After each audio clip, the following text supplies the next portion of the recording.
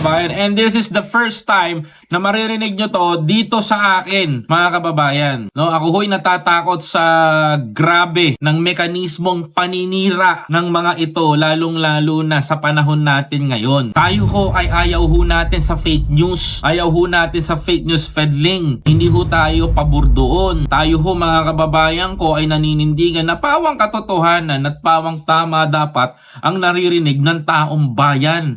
Eto ho, inumpis kaya po pala, mga kababayan ko, sunod-sunod ang rallying ginagawa ng mga to at pinapalabas nila, mga kababayan ko, na malaking grupo sila, malaking tao sila at maraming nagpopondo. Yung pala, mga kababayan ko, may plano silang pabagsakin sa ganitong paraan si Pangulong Bongbong Marcos.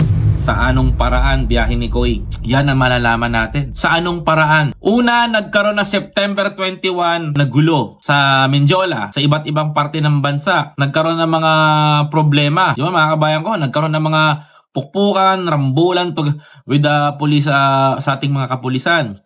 Ito ho, mga kababayan ko, parte ho yan ng kanilang mga plano.